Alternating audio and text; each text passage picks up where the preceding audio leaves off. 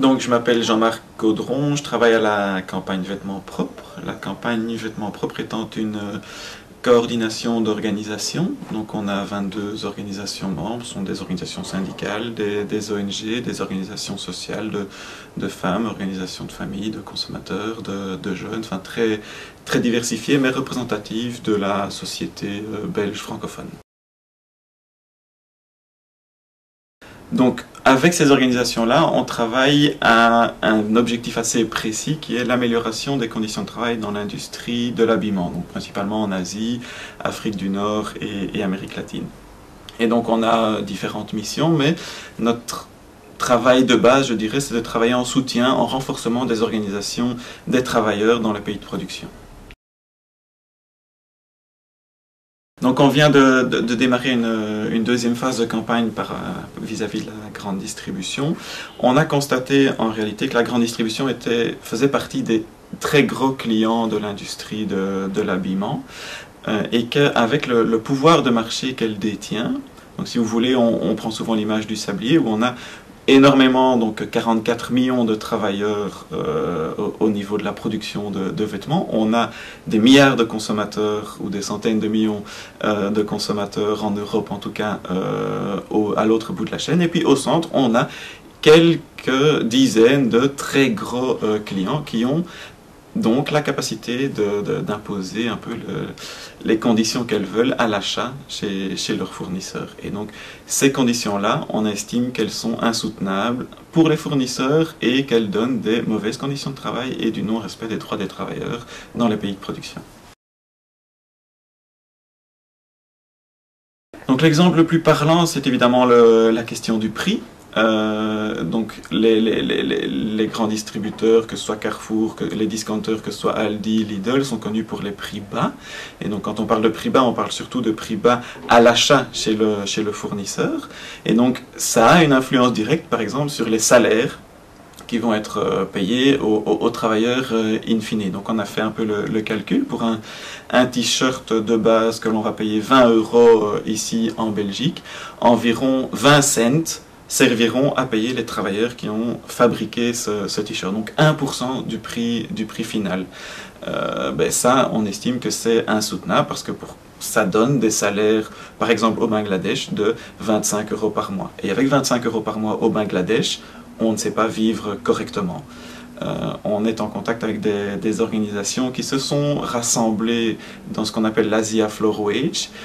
C'est une campagne, une alliance d'organisations qui a développé un standard de définition d'un salaire décent en Asie.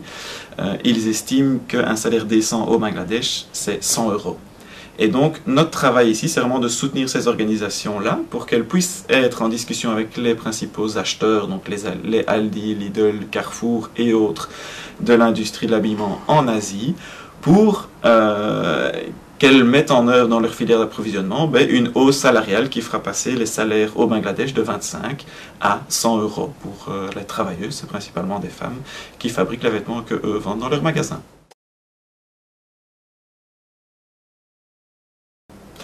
Donc, il faut savoir qu'en tant que consommateur, on parle souvent de pouvoir d'achat, mais que c'est bien parce qu'on est consommateur de ces enseignes-là qu'on a un rôle à jouer. Quel est le rôle à jouer? C'est évidemment de faire la pression sur elles, de leur demander, d'exiger de leur part d'appliquer l'Asia Floor Wage, le salaire décent en Asie, dans leur filière d'approvisionnement. De ne pas le faire comme ça à l'aveuglette, mais de le faire en concertation, en discussion, en négociation avec les organisations de travailleurs dans les usines qui les fournissent.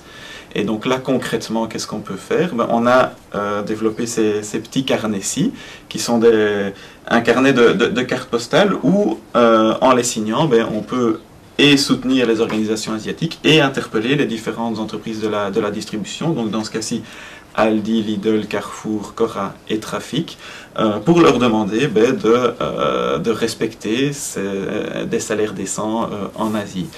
Cette carte-ci, en un mois, on en a récolté 10 000. On espère d'ici le mois d'octobre en récolter 30 000. L'idée étant qu'au mois d'octobre, des représentants de l'Asia Flower Week seront présents à Bruxelles et qu'on va organiser des rencontres et une table ronde entre ces organisations et les entreprises qui sont ciblées dans cette action. Alors, ces carnets sont disponibles dans les magasins Oxfam et sinon, vous pouvez aller sur le site de la campagne Vêtements Propres, www.vêtementspropres en un mot et au pluriel.be ou sur le site Meilleur Marché en un mot et sans accent.be. Alors, j'irai pas jusque-là. Il y a des petites entreprises de mode ou dans le secteur du sport où se développent des choses assez intéressantes.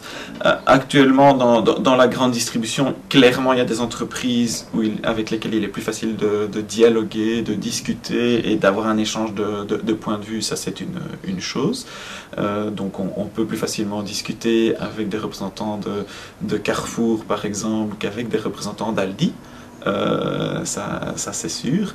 Maintenant, en termes de résultats concrets sur le terrain, ben, c'est trop tôt pour le dire. Sur cette action-ci, ben, on verra, la première étape, ce sera le mois d'octobre et voir ben, quels sont les engagements qui pourront être pris par ces entreprises à ce moment-là.